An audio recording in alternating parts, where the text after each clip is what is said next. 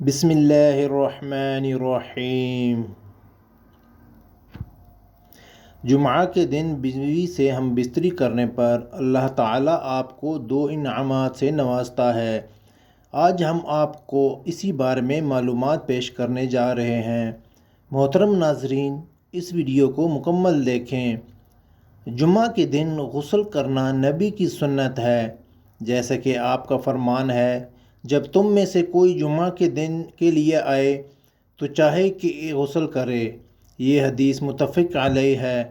معلوم ہوا کہ جمعہ کی نماز میں شرکت کرنے والے ہر بالغ شخص پر غسل کرنا، صاف کپڑے پہننا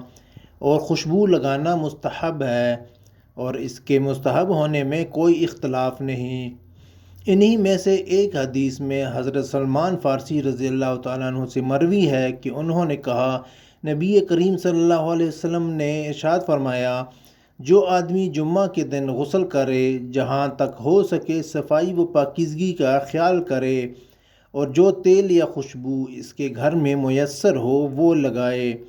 پھر وہ گھر سے نماز کے لیے جائے اور مسجد میں پہنچ کر اس بات کا خیال رکھے کہ جو آدمی پہلے سے ایک ساتھ بیٹھے ہوں ان کے بیچ میں نہ بیٹھے، یعنی جگہ تنگ نہ کرے، پھر نماز یعنی سنت نوافل کی جتنی رکعتیں اس کے لیے مقدر ہوں پڑھے، پھر جب امام خطبہ دے توجہ سے خاموشی سے اس کو سنے، تو اللہ تعالیٰ کی طرف سے اس جمعے اور دوسرے جمعے کے درمیان اس کی ساری خطائیں معاف کر دی جائیں گی۔ تو معلوم ہوا کہ جمعے کے دن جہاں باقی اعمال کا درس ہے، وہیں پر جمعہ کے دن غسل کا بھی درس دیا گیا ہے۔ اسی لیے جمعے کے غسل کو سنت کا درجہ دیا جاتا ہے، اور بعض حضرات اس کو واجب کا درجہ دیتے ہیں۔ ایک معروف حدیث ہے کہ جو شخص جمعہ کے دن وضو کرے تو یہ کافی ہے، لیکن جو غسل کرے تو غسل افضل ہے۔ اسی طرح کی ایک اور بھی احادیث آئی ہیں جن میں آپ نے غسل کا حکم دیا، اور جب حضرت عمر بن خطاب رضی اللہ عنہ کو بھی یہی بات سمجھ میں آئی کہ جب وہ جمعے کے دن خطبہ ارشاد فرما رہے تھے کہ اس دوران حضرت عثمان بن عفان رضی اللہ عنہ داخل ہوئے،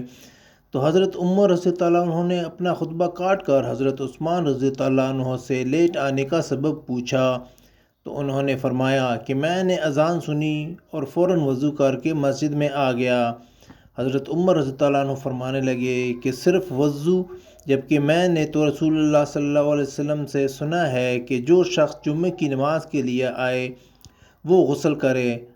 اس طرح سے حضرت عمر رضی اللہ عنہ کا تمام لوگوں کے سامنے حضرت عثمان سے اس کا انکار کرنا یہ معلوم ہوتا ہے کہ غسل جمعہ فضیلت والے اعمال میں سے ہے کہ جن کے چھوڑنے پر گناہ نہیں ہوتا۔ اس ساری بحث کا مقصد یہ تھا کہ آپ کو جمعہ کے دن کے غسل کی اہمیت معلوم ہو جائے، اور معلوم یہ ہوا کہ جمعہ کے دن ثواب کی نیت سے غسل کیا جائے، اور چونکہ اس کی متعدد احادیث میں تاکید ہے، اسی لیے اس کو سنت سمجھ کر کرنا چاہیے۔ یہ حکم تو عام ہوا جس میں شادی شدہ اور غیر شادی شدہ سبھی شامل ہیں۔ آیا جمعے کا غسل غسل جنابت ہی ہونا چاہیے؟ تو اس سے متعلق ایک روایت ہے کہ حضرت ابو ہریرہ رضی اللہ عنہ سے روایت ہے کہ انہوں نے کہا کہ رسول اللہ صلی اللہ علیہ وسلم نے فرمایا، کیا تم میں سے کوئی عاجز آ گیا ہے کہ وہ اپنی بیوی سے ہر جمعہ جمع کرے، اور اس کے لیے 2 اجر ہیں، ایک اجر اس کے اپنے غسل کرنے کا اور دوسرا اجر اس کی بیوی کے غسل کرنے کا ہے۔ جمعہ کو ہم بستری اور غسل کی ترغیب اس لیے دی گئی ہے کیونکہ مردوں کو جمعہ کی ادائیگی کے لیے مسجد جانا ہوتا ہے، تاکہ آتے جاتے کہیں نظر پڑنے سے طبیعت میں کسی قسم کی شہوت پیدا نہ ہو اور اطمینان سے نماز ادا کر سکے۔ بعض فقہا نے جمعہ کی رات میں ہم بستری کو مستحب لکھا ہے، اور رات کا آخری حصہ زیادہ مناسب ہے کیونکہ رات کے پہلے حصے میں پیٹ بھرا ہوا ہوتا ہے، اور بھرے پیٹ کے ساتھ ہم بستری کرنا نقصان دہ ہے۔ رسول اللہ صلی اللہ علیہ وآلہ وسلم کا ارشاد ہے، جب مرد عورت کا ہاتھ پکڑ کر مانوس کرتا ہے تو اس کے لیے ایک نیکی لکھ دی جاتی ہے۔ جب مرد پیار سے اپنی بیوی کے گلے میں ہاتھ ڈالتا ہے تو اس کے ہاتھ لگانے میں 10 نیکیاں لکھ دی جاتی ہیں۔ جب وہ اپنی بیوی سے مباشرت کرتا ہے تو دنیا معافیہ سے افضل ہوتا ہے۔